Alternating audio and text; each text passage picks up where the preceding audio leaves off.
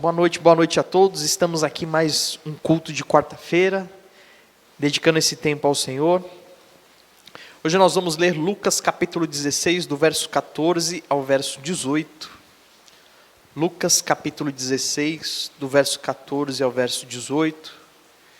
Jesus está tendo ali um confronto com os fariseus, com os escribas.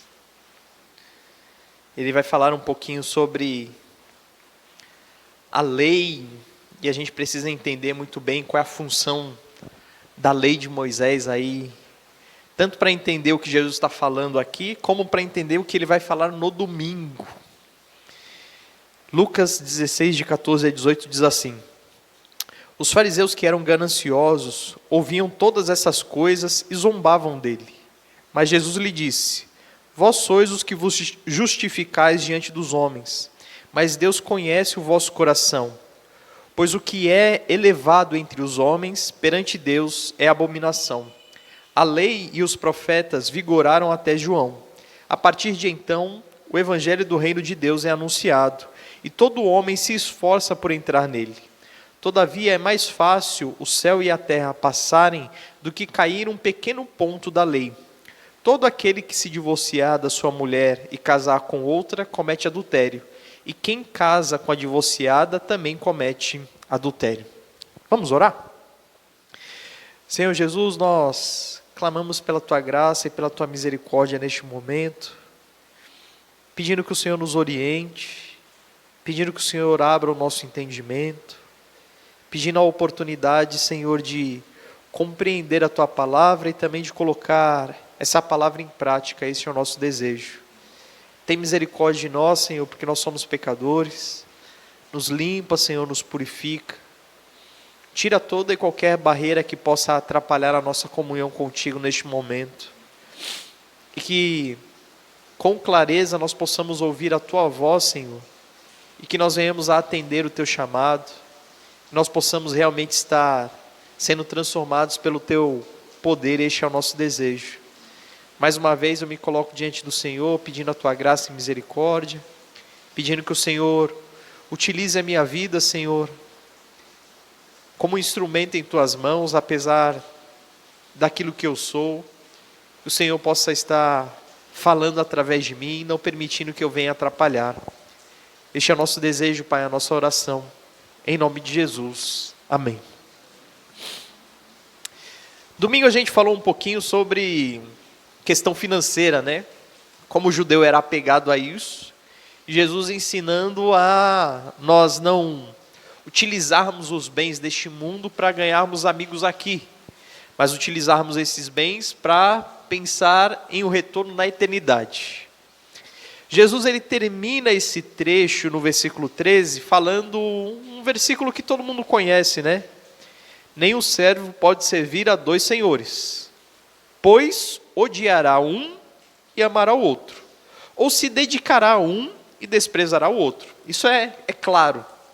E o texto termina dizendo: não podeis servir a Deus e as riquezas.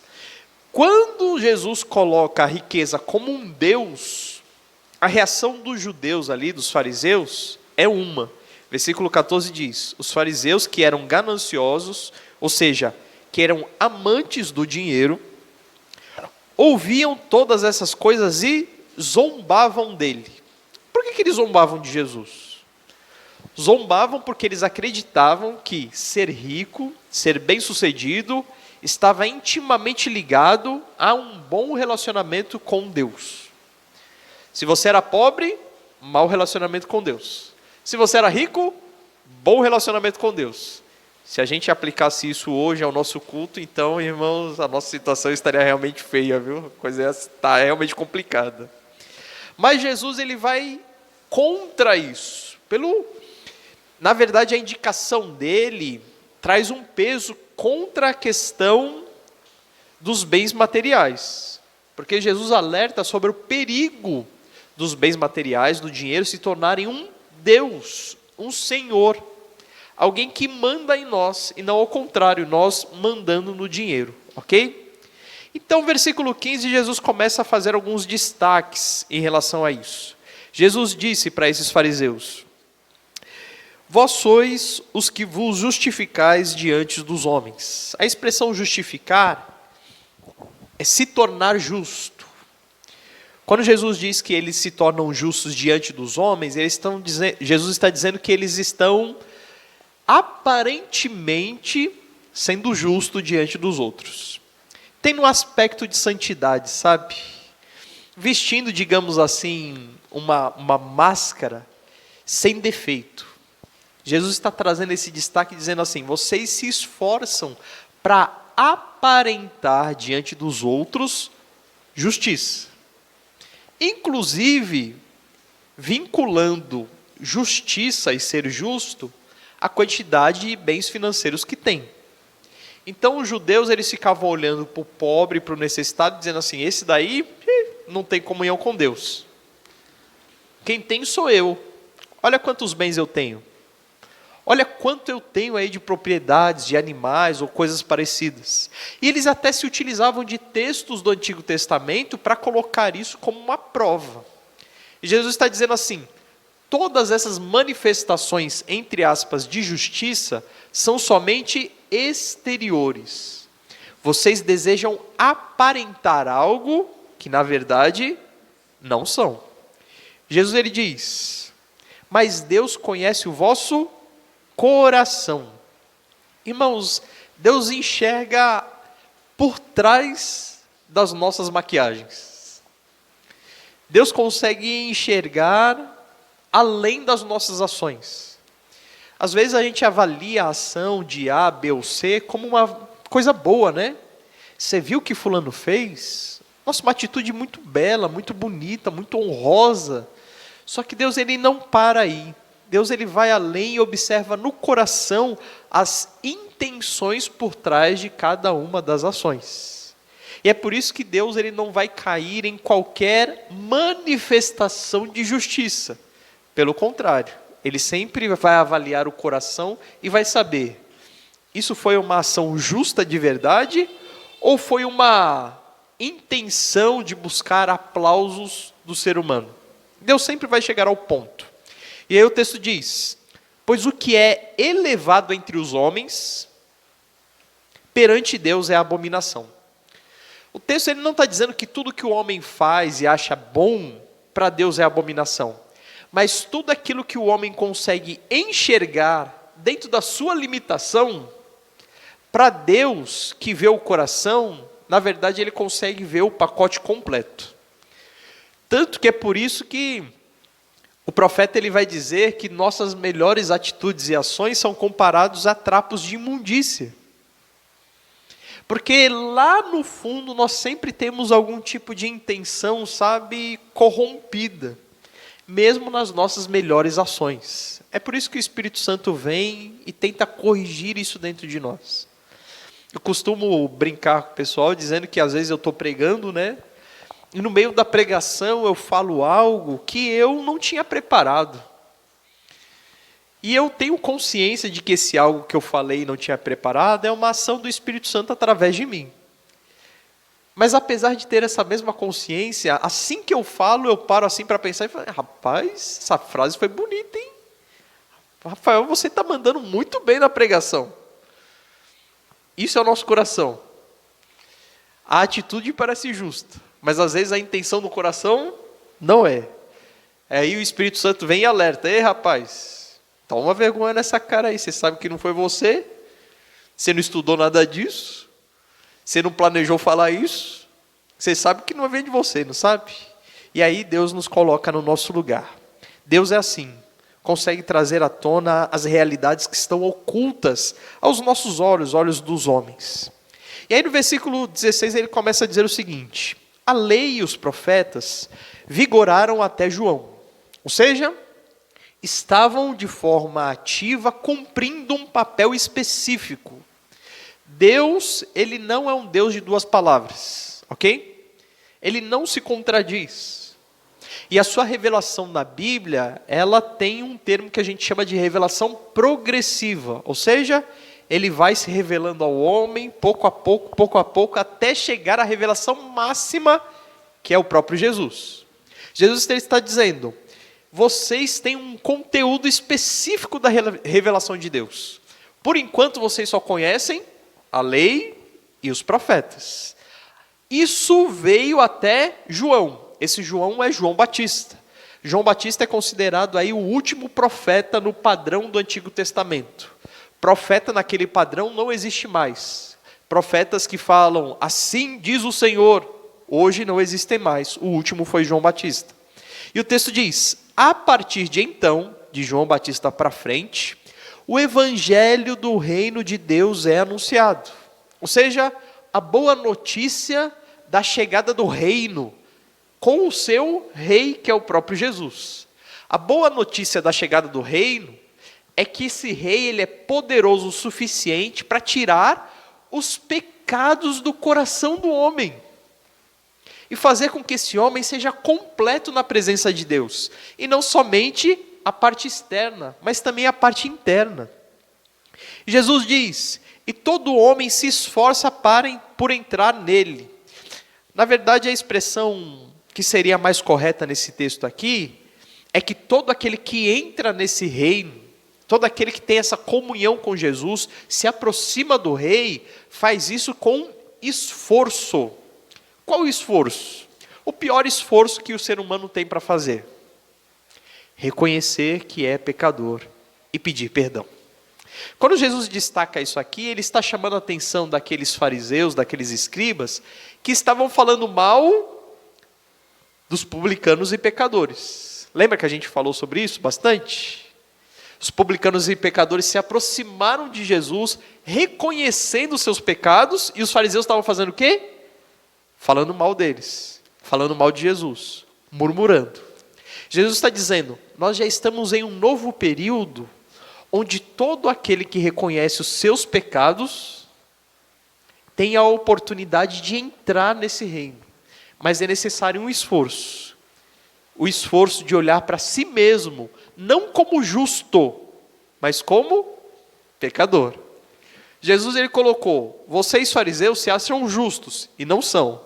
E os pecadores já reconheceram que são pecadores e estão entrando no reino.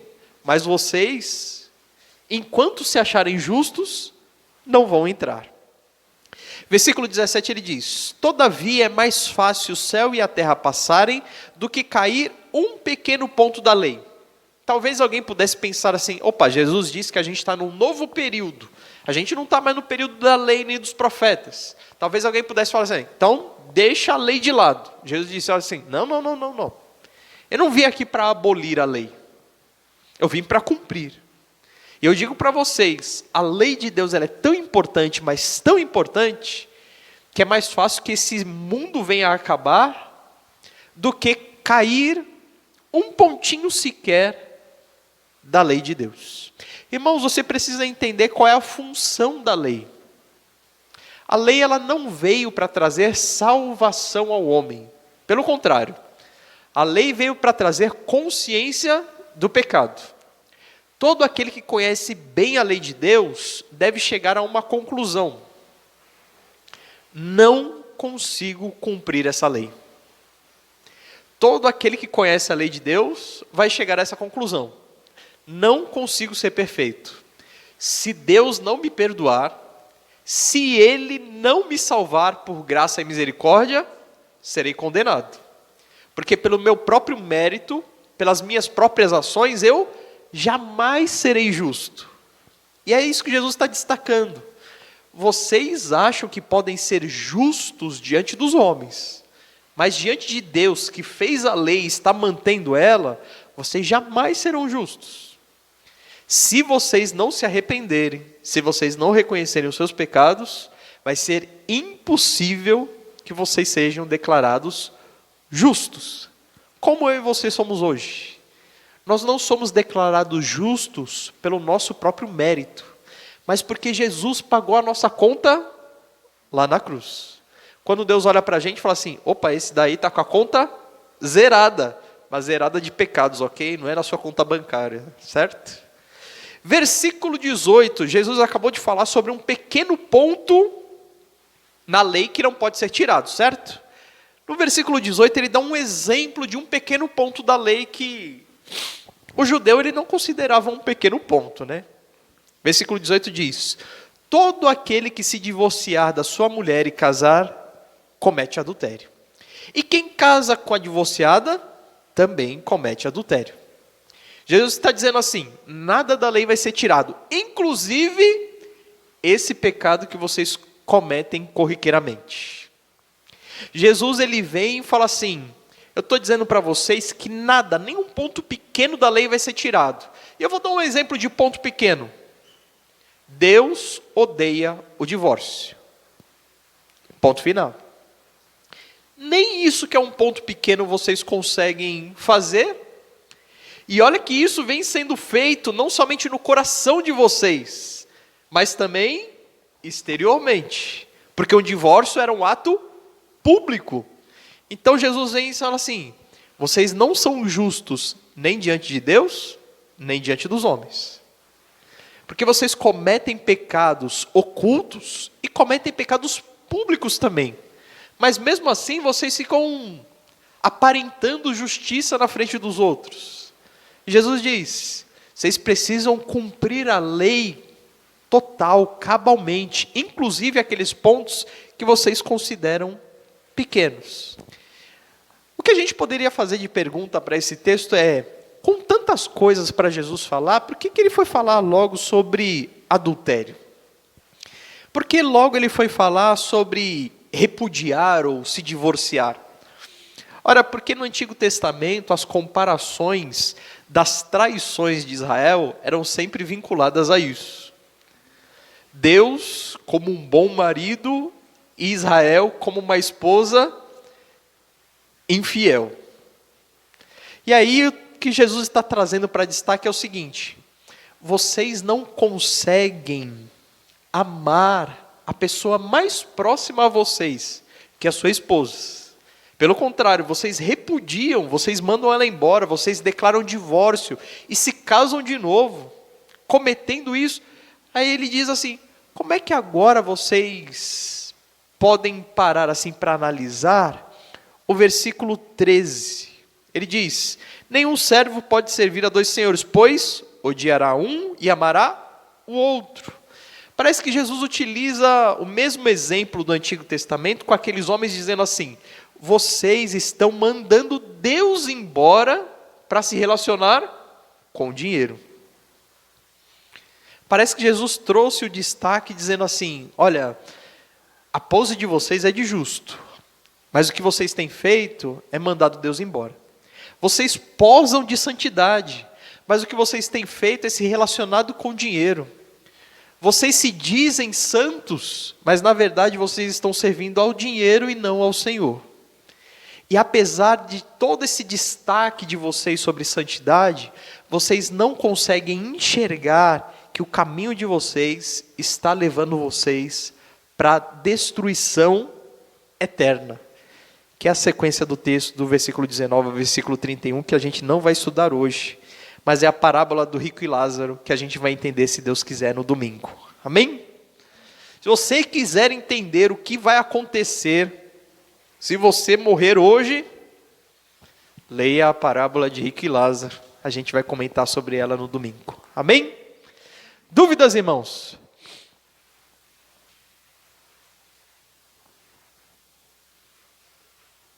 Vamos orar então para terminar o culto dessa noite? Senhor Jesus, nós compreendemos, Pai, que nem de forma exterior, nem interior, nós somos justos pelos nossos próprios méritos. Na verdade, se fosse pelos nossos méritos, nós só teríamos realmente sujeira, pecado, imundícia. Só seríamos realmente pessoas desprezíveis, como coisas. Tem misericórdia de nós, Pai. Obrigado porque um dia o Senhor nos revelou isso através da Tua lei. O Senhor nos mostrou com clareza, Pai, que com o nosso próprio esforço nós não vamos conseguir ser perfeitos. Que nós não conseguiremos ser irrepreensíveis. Que nós vamos falhar. E obrigado, Senhor, Porque um dia o Senhor, com o amor, estendeu a tua mão a cada um de nós, nos dando, Senhor, a salvação por graça. E nós, Senhor, nos rendemos diante de Ti, reconhecendo os nossos pecados e clamando a Ti por perdão. Louvado seja Teu nome, Senhor, porque isso nos garante uma salvação eterna, nos garante um lugar que o Senhor nos preparou. Louvado seja o Teu nome por tão grande prova de amor, Senhor, nos amando ainda quando nós ainda éramos rebeldes, Senhor, e pecadores contra Ti. Tem misericórdia de nós, Senhor, e nos ajuda a compreender a Tua lei, a nos dedicar a ser obedientes a Ti, Senhor, de coração, de verdade, a sermos gratos pelo que o Senhor já fez, tem feito e ainda fará pelas nossas vidas. E também, Senhor, ter a alegria de compartilhar isso com pessoas, para que elas experimentem a presença do Rei Jesus nas suas vidas, para que elas experimentem ser súditas desse Rei, de participar desse reino que é de Deus, formado por Ele, inaugurado por Ele, esse reino de amor que é a pessoa do próprio Jesus. Este é o nosso desejo. Obrigado, Senhor, por esse tempo especial essa noite aqui, pela presença de cada um dos nossos irmãos, Senhor, pela oportunidade de nós orarmos uns pelos outros, e pedimos que o Senhor nos leve em paz para os nossos lares, e que o mais breve possível nós possamos estar juntos. É em nome de Jesus que nós oramos, amém. Vão com Deus, irmãos, uma boa noite a todos.